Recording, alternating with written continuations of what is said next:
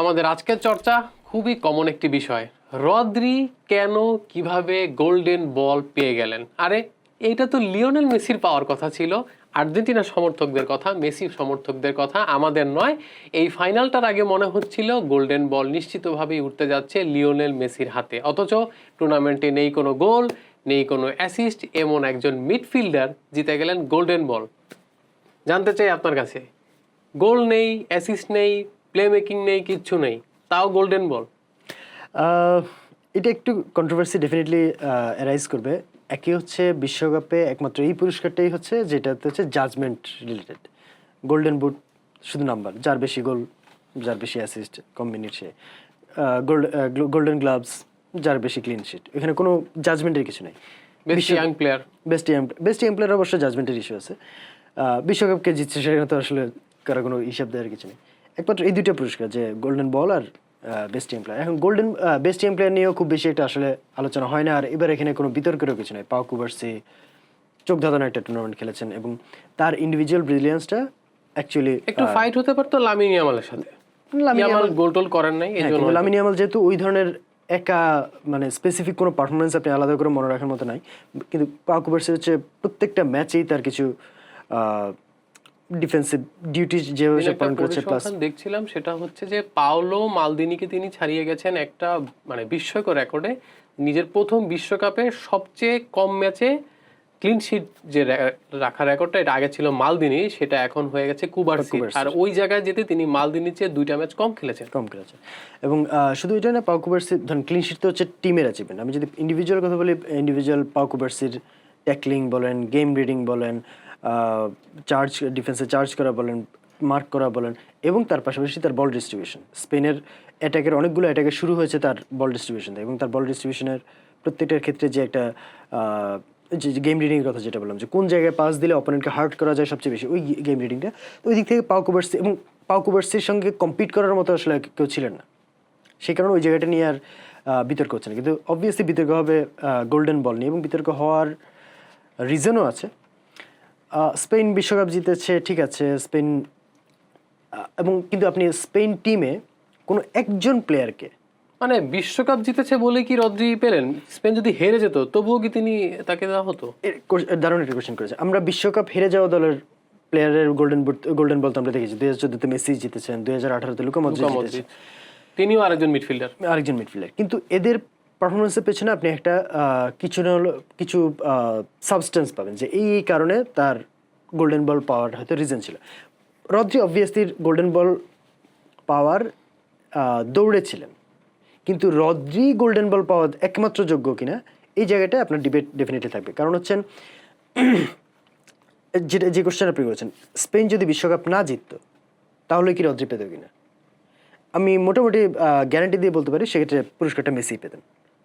এখন তাহলে কি বিশ্বকাপ জেতার কারণে গোল্ডেন বল দেওয়া হবে? কারণ এটা তো ইন্ডিভিজুয়াল, এই অ্যাওয়ার্ডটা তো এভাবে দেওয়া হয় না। হ্যাঁ, বিশ্বকাপ জেতার কারণে টিমের যে পুরস্কার, সেটার জন্য তো বিশ্বকাপই আছে। এভাবেই কোটি কোটি মানুষের ঘরে দেশ জুড়ে ফ্রিজ একটাই, ওয়ালটন। সে জায়গায় ইন্ডিভিজুয়াল পুরস্কার হিসেবে গোল্ডেন বল তো ইন্ডিভিজুয়াল পারফরমেন্স। হ্যাঁ, ইন্ডিভিজুয়াল পারফরমেন্স রদ্রি দারুণ খেলেছেন, আমরা তাকে মিডফিল্ড মেট্রোনম বলছি, মিডফিল্ডের হার্টবিট বলছি। স্পেনের যেই সুতোটা হচ্ছে পুরো স্পেন দলকে বেঁধে রাখে সেটা রদ্রি বলছি, এবং তার ম্যানচেস্টার সিটি দলে যে রোলটা, কিন্তু এবং আপনার নাম্বারও তার পক্ষে কথা বলবে, যে সে 756টা পাস দিয়েছে, সফল পাস, যেটা বিশ্বকাপে সর্বোচ্চ। তার পাসিং অ্যাকিউরেসি হচ্ছে 93 পয়েন্ট সামথিং, যেটা বিশ্বকাপের রেকর্ড, বিশ্বকাপ ইতিহাসেই রেকর্ড কোনো এক প্লেয়ারের। তারপর সবচেয়ে অ্যাকিউরেট অপোনেন্ট হাফে সবচেয়ে অ্যাকিউরেট পাস, যেটা এর আগে রেকর্ড ছিল দুঙ্গার, ব্রাজিলের, এবার সেটা রদ্রির হয়ে গেল। ফাইনাল থার্ডে সবচেয়ে বেশি অ্যাকিউরেট পাস, যেটা এর আগে ছিল শাভি হার্নান্দেজের, স্পেনেরই, 2010-এ, এবার সেটা রদ্রির হলো। মোস্ট ট্যাকল, 26টা ট্যাকল জিতেছেন, সবচেয়ে বেশি বার বল রিকভার করেছেন, মানে অপোনেন্টের পা থেকে বল কেড়ে নিয়েছেন 40 বার, সেটাও তার। লাইন ব্রেকিং পাস, যেটা 122টা, মানে লাইন ব্রেকিং পাস আমরা যেটাকে বলি, যে অপোনেন্টের যে ডিফেন্স লাইন বা মিডফিল্ড লাইন থাকে সেটাকে ব্রেক করে, সেটা বাইপাস করে বলটা অন্য কারোর কাছে পৌঁছে দেওয়া, সেটা 122টা, যেটা এর আগের বেশি ছিল হচ্ছে স্পেনেরই শাভি আলোনসোর 126টা। তো নাম্বারগুলো তার পক্ষে কথা বলবে, কিন্তু এই জায়গায় নাম্বারের ক্ষেত্রে আমি যে কারণে রদ্রির ক্ষেত্রে বারবার স্পেন দলটাকে অ্যাজ এ হোল নিয়ে আসছি, আপনি রদ্রির খেলা দেখতে হলে আপনাকে যদি নাম্বার দিয়ে শুধু ডিফাইন করতে হয়, তাহলে হচ্ছে ফুটবলটাকে নাম্বার দিয়ে আপনি ডিফাইন করতে পারেন, নাম্বার অ্যাসিস্ট্যান্ট হিসেবে আসতে পারে, কিন্তু আপনি তো চোখের দেখায় ডিফেন্ডটা করবেন। আপনি যদি সে আরও 10 বছর পর 20 বছর পর আপনি যদি 2026 বিশ্বকাপ নিয়ে আলোচনা করতে পারেন বা স্মৃতিচারণ করতে পারেন, আপনি কার কথা বলবেন? আপনি কি রদ্রির কথা আলাদা করে বলবেন? Kylian Mbappe, Lionel Messi, Erling Haaland. কেন বলবেন? কারণ তাদের গোল। খেলাটা, হ্যাঁ, ওই ফ্ল্যাশব্যাকে গোলগুলো আসবে বা মুভমেন্টগুলো আসবে। হ্যাঁ, ইভেন আপনি যদি গোলের কথা যদি আমি না বলি, 2010 বিশ্বকাপে মেসি কোনো গোল পাননি, কিন্তু আপনি যদি আর্জেন্টিনা 2010 বিশ্বকাপ, অবভিয়াসলি আর্জেন্টিনা সেবার ভালো করে নিয়ে কোয়ার্টার ফাইনালে বাদ পড়েছে আর্জেন্টিনা, কিন্তু 2010 বিশ্বকাপ যদি আপনি আর্জেন্টিনা শুধু যদি চিন্তা করেন, আর্জেন্টিনা কেন, আপনার বারবার মেসির কথাই আসবে। হ্যাঁ, কারণ ওই মোমেন্টগুলো মানুষ মনে রাখে, ফুটবল মনে রাখে মোমেন্ট দিয়ে। মেসি নেইমারের মতো খেলোয়াড়দের তো দর্শক এই জন্যই মনে রাখে। হ্যাঁ, তো সেই জায়গায় আপনার আপনি এবং যেটা বলছিলাম যে নাম্বারের ক্ষেত্রেও স্পেন দলকে কেন আছে, যেমন আমরা বারবার একটু আগে বললাম যে রদ্রি সবচেয়ে বেশি সফল পাস দিয়েছেন, 756টা। এটার ওয়ার্ল্ড কাপে হিস্ট্রিতেই রেকর্ড। সেকেন্ড হাইয়েস্ট কার, এটাও ওয়ার্ল্ড কাপ হিস্ট্রিতে পাউ কুবার্সি। এবারই 671টা সফল পাস, এটা ওয়ার্ল্ড কাপ হিস্ট্রিতে রেকর্ড। এখন তার মানে কি, রদ্রি সফল পাস দেওয়া আর পাউ কুবার্সি সফল পাস দেওয়া দুইটা জিনিস আপনাকে কি বলে? তার মানে হচ্ছে স্পেন অ্যাজ এ টিম এতটাই গোছানো এবং এতটাই ডমিনেট করেছে এবং এতটাই অপোনেন্ট হাফে তারা অপোনেন্টকে নিজেদের হাফে পিন করে রেখেছে, অপোনেন্টকে নিজেদের হাফে এতটাই, অপোনেন্টের হাফে এতটাই তাবু গেড়ে বসেছে যে স্পেনের পাউ কুবার্সিও যা, রদ্রিও মোরলেস তাই। মানে পাসের হাত তো খুব বেশি না, 671 আর 756, খুব বেশি তো না। 8টা ম্যাচের মধ্যে আপনার পার্থক্যটা হচ্ছে 80, অলমোস্ট 80টা পাস। মানে অন অ্যান অ্যাভারেজ পার ম্যাচে 10টা সফল পাস রদ্রি বেশি দিয়েছেন। তো মিডফিল্ডের প্লেয়ার হিসেবে তত দেওয়ারই কথা। এবং তার পাস, যেটা আপনি বললেন যে তার অ্যাসিস্ট নেই, তার গোল আচ্ছা ঠিক আছে, মিডফিল্ডে তার গোল থাকার কথা না, অ্যাসিস্ট ওকে ঠিক আছে, অ্যাসিস্টও শুধু তার উপর ডিপেন্ডেন্ট না, এটা যিনি গোল করছেন তিনি দেখা গেল তিনি এটা খুব দারুণ পাস দিয়েছেন, কিন্তু যাকে দিয়েছেন তিনি গোলটা করতে পারেন। অ্যাটাকের শুরুটা হলো রদ্রির মাধ্যম থেকে। কিন্তু সেটা যে আপনার এই কারণে যে জিনিসটা হিসেবে এসেছে ফুটবলে কি পাস তার এবার সম্ভবত আমি যদি ভুল না করে থাকি 6টা কি 7টা পুরো টুর্নামেন্টে, যেটা ওয়েল বিলো অ্যাভারেজ। তো সেই জায়গায় দেখতে গেলে মানে স্পেন জিতেছে সেটা শুধুমাত্র রদ্রির কারণে না, Rodri was one among the 11 যার কারণে স্পেন জিতেছে। হ্যাঁ, মোস্ট ইম্পর্টেন্ট ওয়ান বলতে পারেন, মোস্ট ইম্পর্টেন্ট ওয়ানও বলতে গেলে আপনি লামিন ইয়ামালের কথা আসবে, ওয়ারসাবেলের কথা আসবে। স্পেন দলের মোস্ট ইম্পর্টেন্ট কি রদ্রি? খেলার ধরন বিবেচনায় হ্যাঁ, কিন্তু খেলায় পার্থক্য করে দেওয়ার বিবেচনায় না।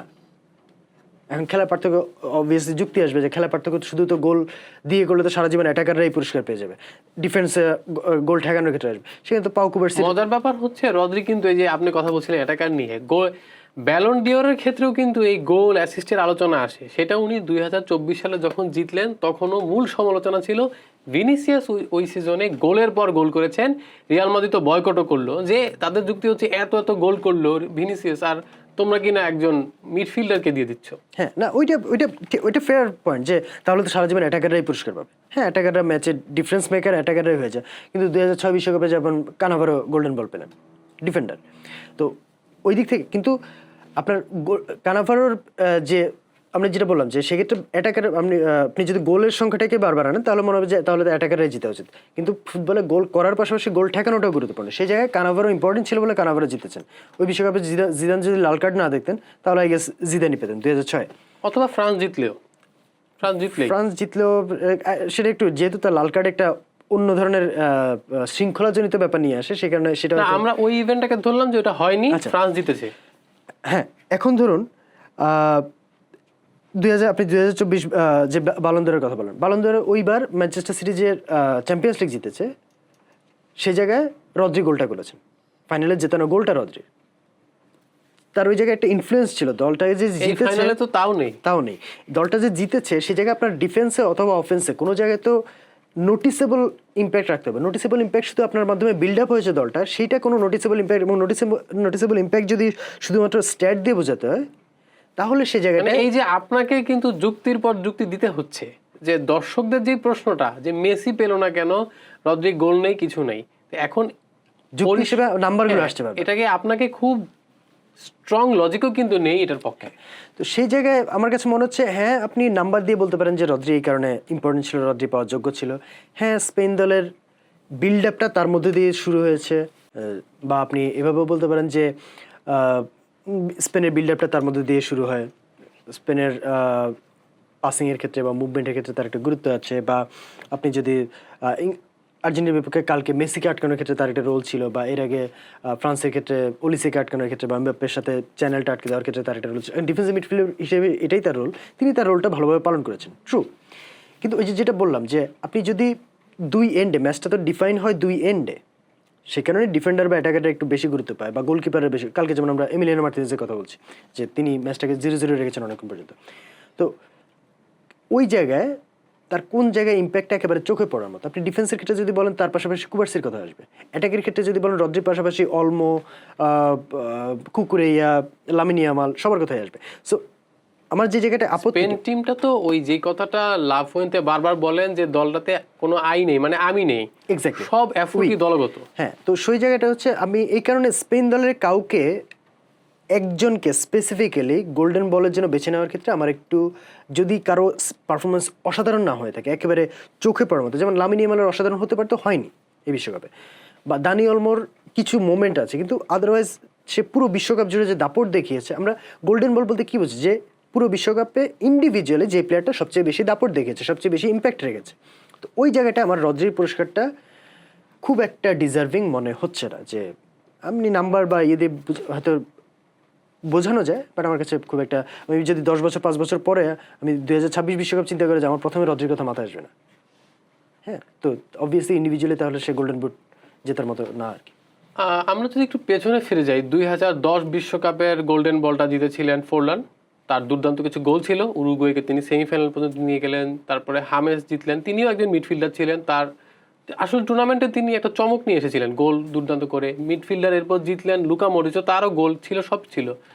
এবারে মেসি জিতেছিলেন, হামেস গোল্ডেন বুট। আমি মেসিকে আনিনি কারণ তিনি মিডফিল্ডার না। আচ্ছা, তো এখন প্রশ্ন আমি এটাই করতে যাচ্ছি যে লিওনেল মেসির নামটা, এই যেই তিনজনের নাম কথা আমি বললাম যে তারা মিডফিল্ডার, কিন্তু তারা গোল করেছেন, পাশাপাশি দলকে একটা স্টেজ পর্যন্ত নিয়ে যাওয়া, একদম সামনে থেকে লিড করেছেন। লিওনেল মেসি এবারে বিশ্বকাপে ঠিক সেই কাজটাই করেছেন। আর্জেন্টিনাকে ম্যাচের পর ম্যাচ তিনি হারের দুয়ার থেকে নিয়ে এসেছেন। এখন ফাইনালে একটা দিন তার খারাপ গেছে। অন্যদিকে রদ্রির কথা আপনি যেটা বললেন, তার অনেক যুক্তি দিলেন সব কিছু, কিন্তু রদ্রিকে যতটা না আপনি দিলেন গোল্ডেন বল, তার থেকে মেসিকে কেন দেওয়া হলো না, এই প্রশ্নটাই তো বেশি জোরালো। এখানে যুক্তি কি থাকে? এই জায়গাটা আমার একটু সত্যি বলতে ব্যক্তিগতভাবে, আর্জেন্টিনা যখন ফাইনালে উঠেছে, আর্জেন্টিনা কালকে জঘন্য খেলেছে। সো এই আসলে এইটাই হয়তো মেসিকে পিছিয়ে রেখে দিয়েছে। আদারওয়াইজ আর্জেন্টিনা যখন ফাইনালে উঠেছে, আই ওয়াজ মোরলেস শিওর যে মেসি হয়তো এবার গোল্ডেন বল জিতছে। কিন্তু এই অ্যাওয়ার্ডটাকে তো সবসময় একটা ব্যক্তিগত অ্যাওয়ার্ড হিসেবে দেখা হয়েছে। এক্স্যাক্টলি। এখন আপনি যদি যেটা বললাম যে 2026 বিশ্বকাপে আপনি যদি আরো 1 বছর পর, 2 বছর পর, 5 বছর পর রিকল করেন 2026 বিশ্বকাপ, আপনি অবশ্যই সবার আগে লিওনেল মেসির কথা আসবে। অথবা যদি মেসির কথা নাও আসে, সেক্ষেত্রে কিলিয়ান এমবাপ্পের কথা আসবে। রেকর্ড গড়েছেন, গোল করেছেন, দলকে সেমিফাইনালে নিয়ে গেছেন। তো ওই জায়গায় রদ্রি হয়তো, আমি একটু পরে দেখা করব, আমার গোল্ডেন বলটা কিন্তু এই কিলিয়ান এমবাপ্পের হাতেই যাওয়ার কথা ছিল। আচ্ছা, আমার ক্ষেত্রে সেটা মেসি হওয়ার কথা। কারণ কিলিয়ান এমবাপ্পেরও ক্ষেত্রে যেটা হচ্ছে যে তার বাকি টিমমেটরাও অবদান রেখেছেন, কিলিয়ান এমবাপ্পে গোল করেছেন, কিন্তু মেসির ক্ষেত্রে যেটা হচ্ছে বিল্ড আপ বলুন, প্লে মেকিং বলুন, অ্যাসিস্ট বলুন, গোল বলুন, সব দিক থেকেই তার মানে বিশ্বকাপে সে গোল বা অ্যাসিস্টের ক্ষেত্রে তো নাম্বার 2, বাকি যে কি পাস, বিগ চান্স ক্রিয়েটেড সবগুলো জায়গায় সে এবং সবচেয়ে বড় কথা চোখের দেখা, যে চোখের দেখার দিক থেকে আমার কাছে অবশ্যই মেসি জেতার কথা ছিল। যেটা বললাম, আর্জেন্টিনা যখন ফাইনালে উঠেছে, আই ওয়াজ প্রিটি শিওর যে মেসি হয়তো গোল্ডেন বল জিতে যাচ্ছে। বা ওই জায়গায় রদ্রি জেতাতে কালকে আমি আসলেই খুব অবাক হয়েছি। যে আমার হিসাবে বিশ্বকাপের এবারের পুরস্কারটা হওয়া উচিত ছিল যে মেসি, এমবাপ্পে, তারপর হয়তো রদ্রি থার্ড প্লেসে আসতে পারে। হ্যাঁ, কারণ ওই যেটা বললাম যে দুই পোস্টের কোনো দিকেই ডিফারেন্স মেকার রদ্রি ছিলেন না। আপনি স্পেনের গোলের কথা বললে, স্পেন অ্যাজ এ টিম পুরোটাই আসবে। এর বাইরে ইন্ডিভিজুয়াল কথা বললে সেক্ষেত্রে আপনি বাকি প্রত্যেকে, আপনি যে পয়েন্টটা বললেন সেদিক থেকে আমি এটা বলতে চাচ্ছি যে এভাবেই কোটি কোটি মানুষের ঘরে দেশ জুড়ে ফ্রিজ একটাই, ওয়ালটন। এই যে স্পেন দলের এখন রদ্রির জায়গায় আমি কুবার্সিকেও যদি গোল্ডেন বল দেই, আমি যদি লামিন ইয়ামালকেও দেই, এইটার পক্ষেও যুক্তি দেখানো যাবে অনেক যে স্ট্যাট এই কারণে দিয়েছি। অনেক স্ট্যাট আসবে, হ্যাঁ। এমনকি অলমোকেও আমি দিতে পারবো, কিন্তু মেসিকে না দেওয়ার কারণটা এটা আপনি যেটা বলেন অনেক বছর পরও এটা নিয়ে ডিবেট থাকবে যেটা যেমন টু বি অনেস্ট আপনি 2014 বিশ্বকাপে মেসি গোল্ডেন বল নিয়ে যেমন ডিবেট হয়, ওইবার মেসি দলকে ফাইনালে তুলেছেন, কিন্তু ওই বিশ্বকাপে যদি আপনি কোনো একজন প্লেয়ারকে চিন্তা করেন সেটা মেসি হবে না, কিন্তু সেটা হবে আবার হামেস রদ্রিগেজ, তাই না? তো হামেস রদ্রিগেজ সম্ভবত if I am not wrong silver দিয়ে দেওয়া হয়েছে বা এরকম কিছু। তো কেন আবার হামেস রদ্রিগেজের কারণ হচ্ছে তার দল কোয়ার্টার ফাইনালে থেকে বিদায় নিতে, ওইটা একটা রিজন হয়তো ছিল, সেটা হচ্ছে যে তার দলকে সেমিফাইনালে পার করতে পারেনি সে কিভাবে পায়, সেটা হয়তো একটা রিজন হিসেবে এসেছে। বাট স্টিল আমি যদি 2014 বিশ্বকাপের কথা বলি, বা ইভেন আপনি টমাস মুলারের কথা বলতে পারেন, 2014 বিশ্বকাপে জিতেছে এবং সেই পথে সে অ্যাসিস্ট বলুন গোল বলুন, টমাস মুলারের হ্যাঁ ওইখানে আবার ওই যে আই টেস্ট যেটা আসে, যে টমাস মুলারের খেলা আপনি আলাদা করে চোখে পড়বে না। হ্যাঁ, আপনি যদি এখন আমাকে জিজ্ঞাসা করেন, আমার তার ওয়ার্ল্ড কাপে কোনো ফ্ল্যাশব্যাক কোনো মেমোরি আসছে না, তাই না? তো এই ঠিক একই জিনিস এবার রদ্রির ক্ষেত্রে, রদ্রির ক্ষেত্রে আপনি ফ্ল্যাশব্যাকে যখন আসবে আপনার রদ্রির কোনো মোমেন্ট কি আসবে, রদ্রি হ্যাঁ ওই প্লেয়ারটাকে ঠেকিয়ে দিয়েছেন, ওই প্লেয়ারটারে পাস ব্লক করেছেন, ওই জায়গাটা ইন্টারসেপশন, ওলিসের মতো ওরকম ডিফেন্স ছেড়া পাস তাও তো নেই। তো ওই জায়গাটায় রদ্রি অবশ্যই ইম্পর্টেন্ট, রদ্রি অবশ্যই স্পেনের যেটা বললাম স্পেন দলটাকে সুতোয় বেঁধে রাখা প্লেয়ার, যে সেটা রদ্রি অবশ্যই। কিন্তু এই যে এই স্ট্যাট যেগুলো বললাম, স্ট্যাটের ক্ষেত্রে যেটা বলছে যে Spain as a team dominate করেছে বলেই রদ্রির স্ট্যাটটা বেটার, রদ্রির স্ট্যাট বেটার হওয়ার কারণে স্পেন ডমিনেট করেনি, ব্যাপারটা উল্টো, স্পেন ডমিনেট করেছে বলে রদ্রির স্ট্যাট বেটার। হ্যাঁ, সেই জায়গায় রদ্রি গুরুত্বপূর্ণ ছিলেন, কিন্তু Rodri was not the only one, ওই জায়গাটা হচ্ছে আমার আপত্তিটা। এবং বিশ্বকাপে যেহেতু গোল্ডেন বল ইন্ডিভিজুয়ালি বেস্ট প্লেয়ারের পুরস্কার, সেই জায়গাটা আমার কাছে আইদার মেসি, আমার চোখে মেসি, সেই জায়গায় কম্প্যারিজনে হয়তো এমবাপ্পে আসতে পারেন, বাট নেভার রদ্রি। ওই জায়গাটা আমার কাছে মনে হচ্ছে যে গোল্ডেন বল নিয়ে বিতর্কটা অবভিয়াসলি গোল্ডেন বল বিতর্ক করার মতোই পুরস্কার, যেহেতু এটা জাজমেন্টের ব্যাপার, বাট জাজমেন্টে আমার কাছে মনে হচ্ছে যে এই জায়গাটায় হয়তো এই জায়গাটা একটা ভুল পুরস্কার দেওয়া। আচ্ছা, এই বিতর্কের অবসান কিন্তু খুব সহজেই করা যেত, কিলিয়ান এমবাপ্পেকে দিয়ে দিলে আপনি ব্যাস বললেন যে রদ্রিও না মেসিও না, তাহলে আর কোনো পক্ষ নিয়ে আলোচনা থাকছে না, কারণ সে তো ফাইনালেই নেই। হ্যাঁ, ফাইনালের পারফরমেন্সের কথাই তো আসছে এখানে, সেটা তো নেই। আচ্ছা, যুক্তিটা খুব সহজ, বিশ্বকাপের ইতিহাসের সর্বোচ্চ গোল স্কোরার তো হয়ে গেছেন, এবার 10টা গোল করেছেন, 4টা অ্যাসিস্ট করেছেন, এখন সেমিফাইনাল পর্যন্ত দলকে নিয়ে যাওয়ার কারণে তো এর আগ পর্যন্ত অনেকেই গোল্ডেন বল পেয়েছেন, তো ওইটা তো কোনো লজিক হয় না। তার থেকে বড় কথা হচ্ছে ফ্রান্সের এই দলটা একটা দিন কিলিয়ান এমবাপ্পের খারাপ গেছে স্পেনের বিপক্ষে, মনে হয়েছে ফ্রান্সের অ্যাটাক বলে কিছু নেই। আপনি দেমবেলের কথা বলবেন, ব্যালন ডিওর, ওলিসের কথা বলবেন, দুয়ের কথা বলবেন, কিন্তু এই অ্যাটাকটার স্টারম্যান তো একজনই, কিলিয়ান এমবাপ্পে।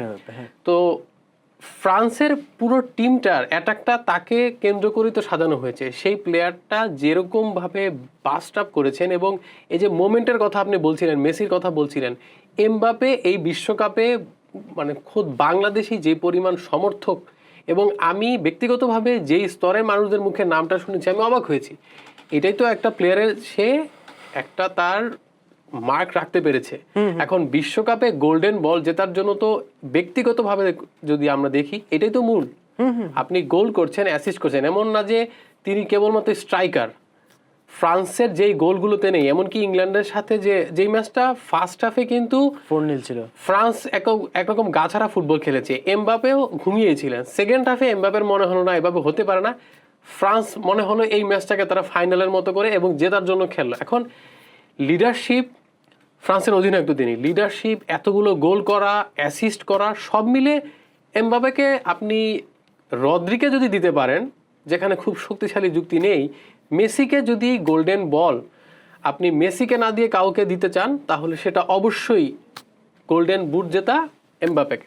আমার কাছে যেটা বললাম যে অবশ্যই এমবাপ্পে এবং মেসির স্ট্যাট তো সিমিলার, 8 গোল 4 অ্যাসিস্ট।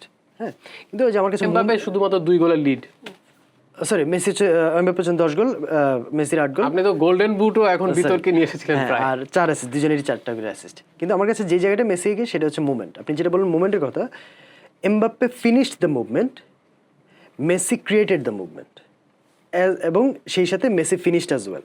যে 8টা গোল করেছে তো এটা তো ডেফিনেটলি 4টা অ্যাসিস্ট করেছে, সেই জায়গায় আবার মেসি মুভমেন্টগুলো ক্রিয়েট করেছে। আপনাকে একটু থামাচ্ছি, সেটা হচ্ছে যে ইংল্যান্ডের বিপক্ষে ম্যাচে ওই যে এনসোকে দিয়ে গোল করেছেন, এর আগের মেসির মুভমেন্ট নিয়ে যেই পরিমাণ আলোচনা হয়েছে, রদ্রির গোটা টুর্নামেন্টে কোনো মুভমেন্ট নিয়ে এরকম আলোচনা হয়েছে কিনা আমার সন্দেহ আছে। হ্যাঁ, তো সেই জায়গায় হচ্ছে আমার কাছে এই কারণে, এবং যেহেতু আর্জেন্টিনা বারবার পিছিয়ে পড়েছে সেখান থেকে কামব্যাক করেছে, সো ইমোশনাল একটা ব্যাপারে জড়িয়ে গেছে। মানুষ যেটা বলে, মানুষ তো মেমোরিটা মনে রাখে, তো মেমোরি তো ওই জিনিসটা তো ডেফিনেটলি হিট করেছে যে আর্জেন্টিনা বাদ পড়ছে, ওই জায়গায় আর্জেন্টিনা কামব্যাক করেছে, এবং সেটার মূল রিজন কি? মেসি। তো অবভিয়াসলি এই কারণে মেসির পারফরমেন্সটা আরও বেশি ইয়ে করেছে। অবভিয়াসলি আপনি এমবাপ্পের ক্ষেত্রে ওই রিজন আসতে পারে যে এমবাপ্পের দল পিছিয়ে পড়েনি, সেটা কি এমবাপ্পের দোষ নাকি? হ্যাঁ, কিন্তু ওই যে যেটা বললাম যে এমবাপ্পের আবার যে বিল্ড আপে, যেহেতু এমবাপ্পে ইজ দ্য ফিনিশার, এবং অ্যাসিস্টের ব্যাপারটা আমি আলোচনা আনি না কেন, কারণ অ্যাসিস্ট আপনি যেটা এর আগে একবার বলেছিলাম যে 2012 সালে চ্যাম্পিয়ন্স লিগে রিয়াল মাদ্রিদের বিপক্ষে মেসির যে গোল 4-5 জনকে কাটিয়ে চ্যাম্পিয়ন্স লিগ সেমিফাইনালে, সেখানে অ্যাসিস্ট হচ্ছে সেরিও বুস্কেটসের কাজটা ছিল মেসি তাকে বলটা দিয়েছিলেন, তিনি বলটা নিয়ে দাঁড়িয়েছিলেন, মেসি ওখান থেকে আবার বলটা নিয়ে চলে গেছেন। তো ওইটাও তো অ্যাসিস্ট যে কোনোভাবে হতে পারে। আবার দেখা যাচ্ছে 4-5 জনকে কাটিয়ে একটা বল পার করে দেওয়া হলো, সেটা একজন ফিনিশার যে ফিনিশ করলেন, সেটাও অ্যাসিস্ট। সো অ্যাসিস্ট নাম্বারটা নিয়ে আসলে নাম্বারটা একটু মিসলিডিং হয় সবসময়।